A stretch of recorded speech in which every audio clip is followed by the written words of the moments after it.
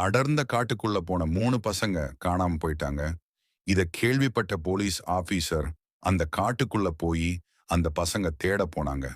ஆனா யாருமே எதிர்பார்க்காதபடி பசங்க தேடி போன போலீஸ் ஆபீசர்களும் மர்மமான முறையில காணாம போயிட்டாங்க.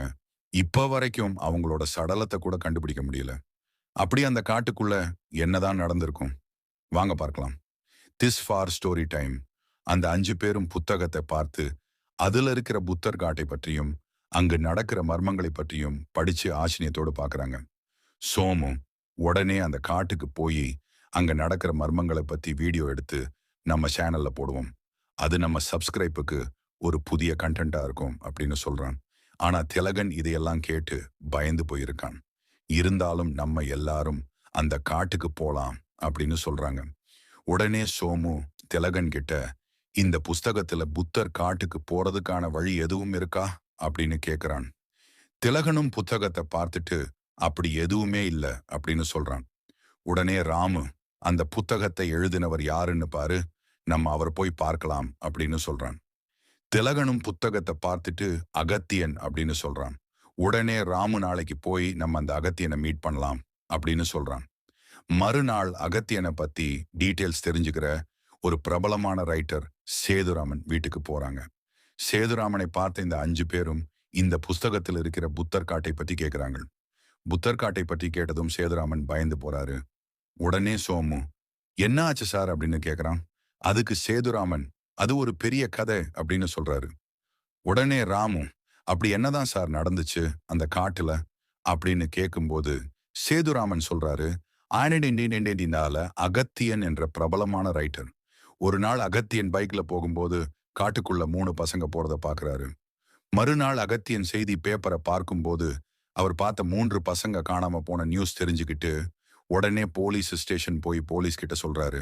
இத கேட்ட போலீஸ் ஆபீசர்களும் அந்த பசங்க தேடி காட்டுக்குள்ள போறாங்க. மறுநாள் அகத்தியன் செய்தி பேப்பரை பார்க்கும்போது காட்டுக்குள்ள போன போலீஸ் ஆபீசர்களையும் காணவில்லை அப்படின்ற தகவலை பார்த்து அகத்தியன் பயந்து போறாரு. அகத்தியன் பார்த்த அந்த பசங்களும் போலீஸ் ஆபீசர்களும் காட்டுக்குள்ள ஏதோ ஒண்ணு நடக்குதுன்னு தெரிஞ்சுகிட்ட அகத்தியன் லைப்ரரில போய் ஒரு பழைய புக் எடுத்து படிக்கிறாரு. அப்படி அந்த புத்தகத்துல பல வருடங்களுக்கு முன்பு ஒரு 5 பேர் கொண்ட குழு பழமையான காடுகளை சுத்தி பார்க்கிறத வழக்கமா வச்சிருக்கிறாங்க. அப்படி ஒரு நாள் அந்த 5 பேரு ஒரு அடர்ந்த காட்டுக்குள்ள போறாங்க. ஆனா அவங்களே எதிர்பார்க்காதபடி அந்த காட்டுக்குள்ள ஒரு பழமையான புத்தர் சிலை இருக்கிறத பார்க்கிறார்கள். உடனே அவங்க அந்த புத்தர் சிலையை சுத்தம் செய்ய ஆரம்பிக்கிறாங்க. ஆனா திடீர்னு அந்த காடு இருட்டாக ஆரம்பிக்குது. அப்ப அந்த 5 பேரும் இங்க ஏதோ ஒண்ணு நடக்க போகுதுன்னு தெரிஞ்சுக்கிட்டு அந்த காட்டை விட்டு ஓடும் முயற்சிக்கிறாங்க. அப்படி அவங்க ஓடும்போது விசித்திரமான ஏதோ ஒரு சத்தம் ஒண்ணு அவங்களுக்கு கேக்குது. அதை கேட்டுட்டு அவங்க திரும்பி பார்க்கறாங்க. ஆனா அந்த சத்தம் மறுபடியும் கேட்கல. திரும்பவும் அவங்க பயந்து மறுபடியும் அந்த காட்டுக்குள்ள ஓடுறாங்க. மறுபடியும் அந்த வினோதமான சத்தம் கேட்குது. இந்த முறை அந்த சத்தத்தை கேட்டு திரும்புற எல்லாருமே மர்மமான முறையில காணாம போக ஆரம்பிக்கிறாங்க. இத தெரிஞ்சுக்கிட்ட அந்த குழுவில் இருந்த ஒரு ஆண் மட்டும் பயந்து ஓடும்போது காட்டுக்குள்ள நடக்கிற மர்மங்களை தனது வாக்கி டாக்கி மூலமாக செய்தியா சொல்லிக்கிட்டே ஓடுறாரு. அப்படி அவர் ஓடும்போது அந்த வினோதமான சத்தம் மறுபடியும் கேட்க ஆரம்பிக்குது.